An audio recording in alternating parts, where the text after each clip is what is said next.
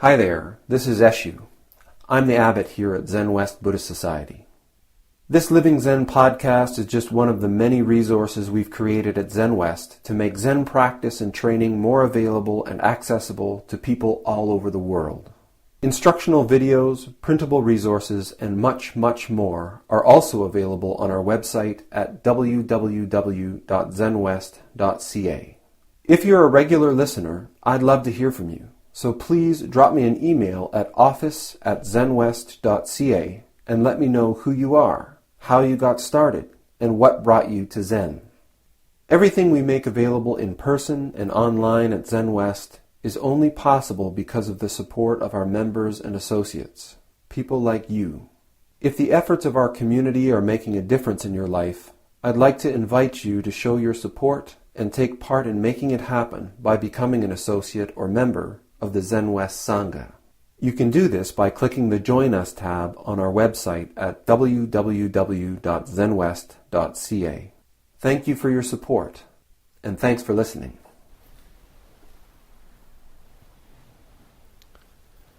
Tonight I wanted to talk a little bit about a process of practice or development in our Zen practice. I've been practicing Zen myself for about 21 years now, half my life. And I've worked with many people now in introducing them to the form and practice of Zen meditation. And I can say that every individual person comes with their own individual set of strengths and challenges. When they come to Zen practice. But I can also say that there are some real common things that people bring and ways that people develop. I wanted to talk about that a little bit because I think coming into practice, maybe we think that our experience is somewhat chaotic or maybe there's no map or something. So I want to kind of lay out a bit of a map. Of course, everybody's experience is going to be a little bit different, but there are some commonalities. So in most cases, when we come to Zen practice, we become because we feel a need for something, or we feel a lack of something in our lives. Sometimes we feel like we're too busy, our heads are too full, we're thinking too much noise, got too much going on.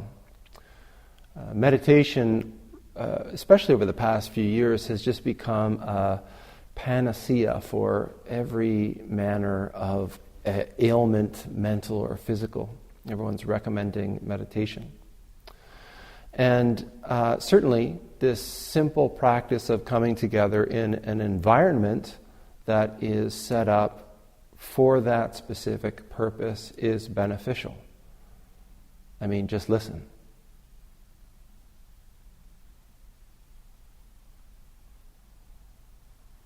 Here we are in the capital of British Columbia, and we have this wonderful room that's all set up with dimmed lights and greenery all around us and just the quiet sound of the evening birds and traffic in the distance. And this alone is remarkable.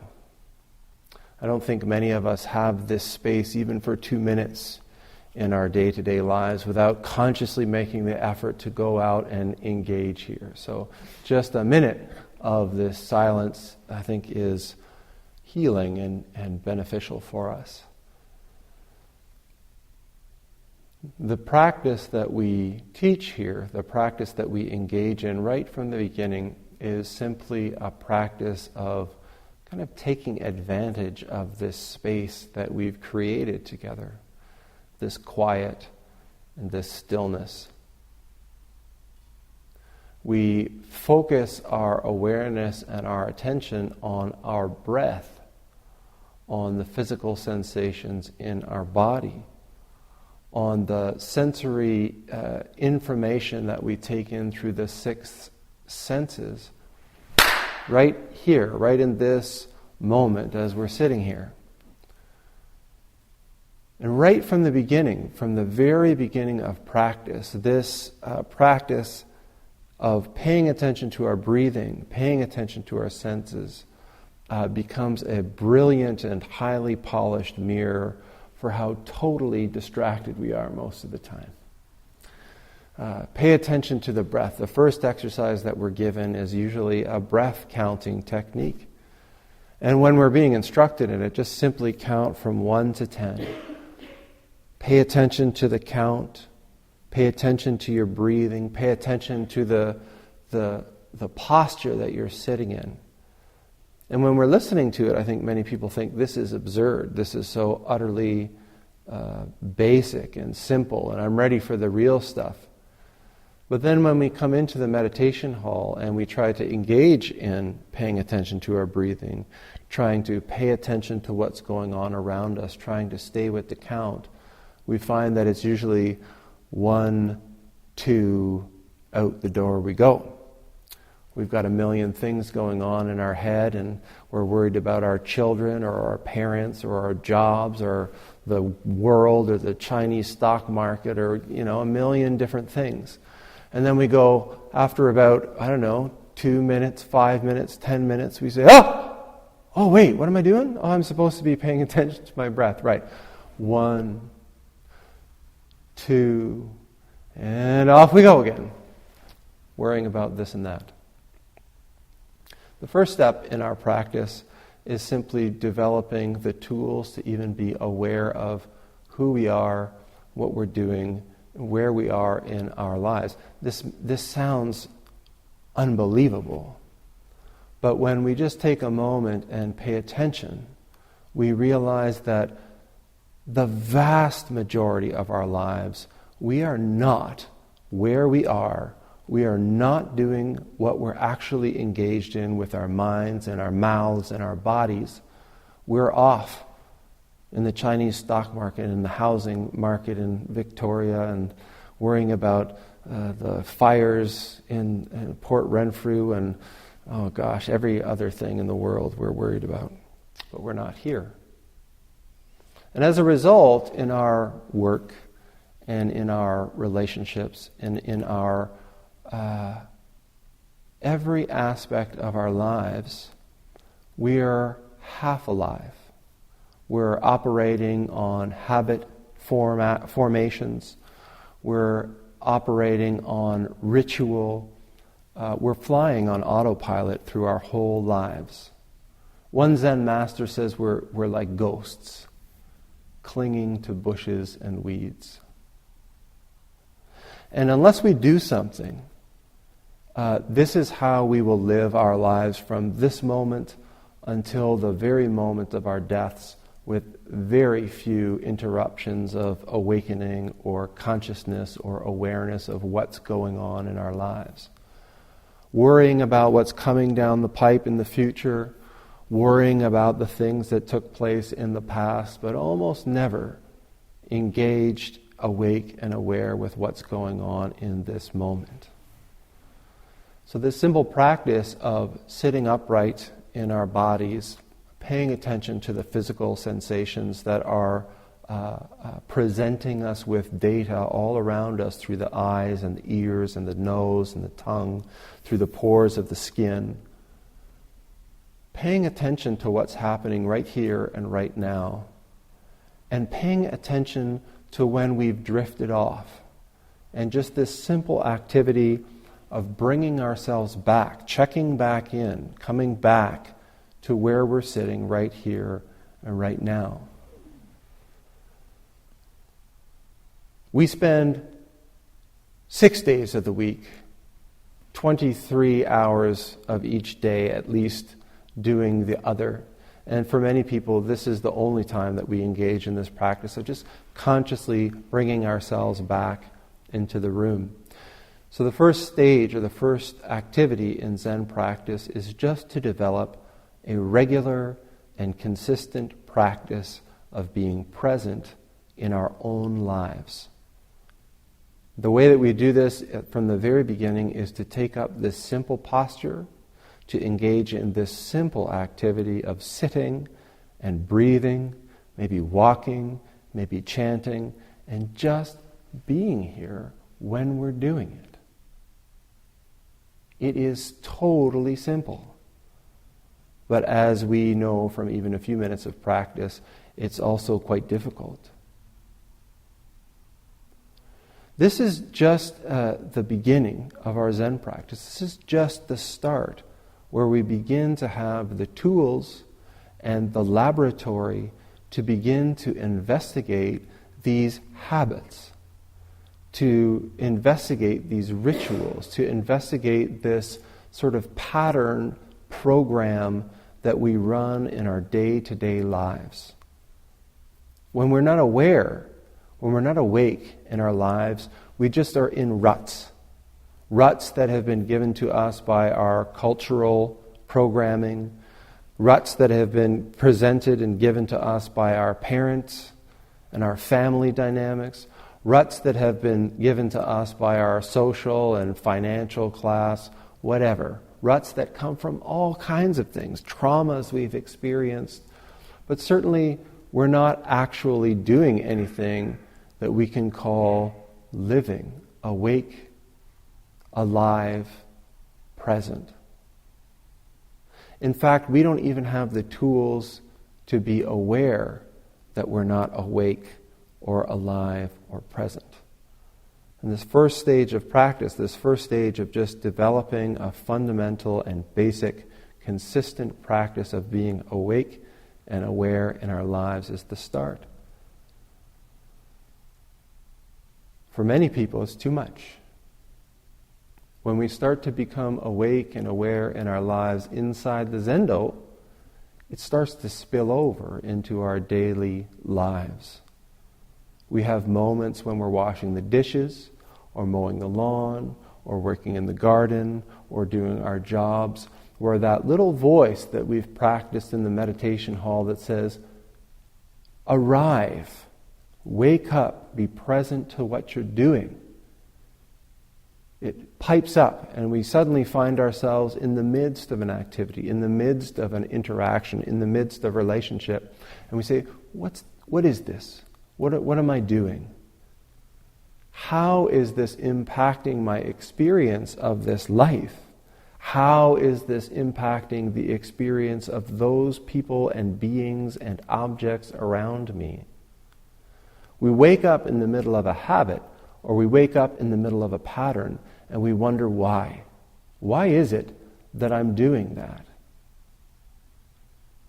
And it's at this point where our awareness has spilled over out of our formal practice, out of our daily meditation practice, and into a simple interaction or a simple activity in our life, where the potential, where the possibility, the real power of practice begins to open up. Because it's in that flash of awareness, that flash of being awake in our lives, where we suddenly realize that we don't have to stay in those ruts. We don't have to do the things the way that we've always done them. We don't have to just keep bashing our head against the same old wall, having the same experience over and over again. We realize that when that awareness and that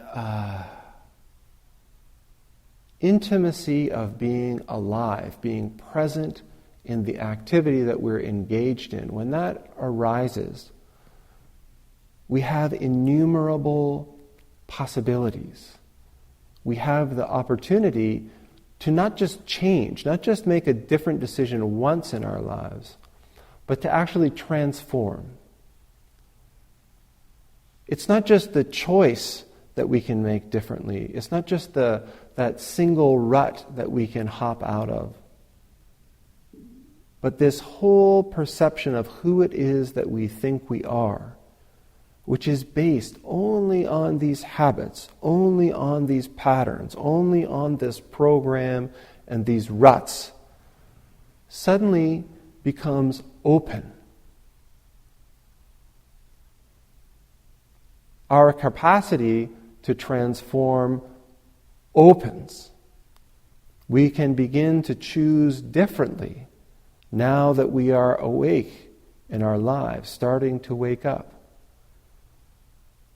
And we start to realize that the choices that we make have deep impacts, not only on our own experience of this existence, of this life, of this world, of relationships, of work, but the choices that we make, and just the simple act of being present in the choices that we're making has a tremendous impact on those around us who we're in relationship with. We begin to realize that in truth, we're in relationship with everything and everyone in this vast cosmos. A tiny change, a tiny difference, a tiny transformation in who we are or how we behave creates ripples that extend through every aspect of our lives, every aspect of our relationship, every aspect of our work and our environment.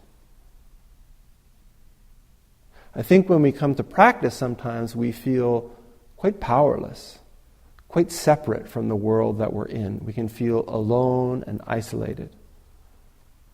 But when we begin to engage in this practice, when we begin to truly dive into the activity of living our lives, we find that every breath, every step, every act, every word sends out ripples into this whole universe.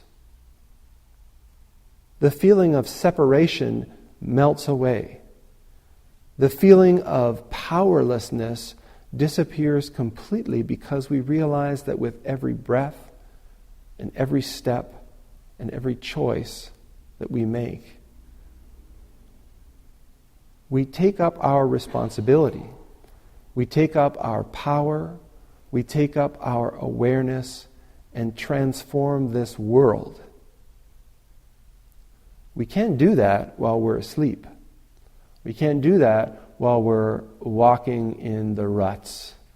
We can't do that when we're just following our habits and patterns. This place and practice, it sounds lovely, doesn't it? But I also need to point out that this place and practice where we begin to transform, where we begin to question who it is that we are and what it is that we do and why it is that we do it, can be really difficult. It can be painful. It can be upsetting. But it's powerful. It's transformative. And I just have one opinion. In my opinion, it's absolutely worthwhile. In fact, I don't know of anything else I've ever come across in my life that's more worthwhile. This practice of awakening and transformation, this practice of returning to awareness and presence in our lives as they unfold before us, is one that just doesn't end. Distractions abound, opportunities to check out and worry about the past or plan and plot about projecting into the future. They're limitless, they're endless. But it's in this moment, in this moment, this breath, this act, where we have the ability, we have the power to be able to change ourselves, to change our relationships, to change our environment, to change this whole cosmos. So make no mistake, this practice isn't just about relaxing. It's not just about listening to the quiet. It's not just about giving ourselves a break or an escape. In fact, in many ways, it's quite the opposite. It's an opportunity to check into our lives, to stop spending so much time thinking and worrying about past and future, and to start taking charge, taking responsibility, and living our lives as people who are awake, awakened beings. Beings of awakening. This word in Buddhism we use a lot. It's called bodhisattva. It means a being of awakening.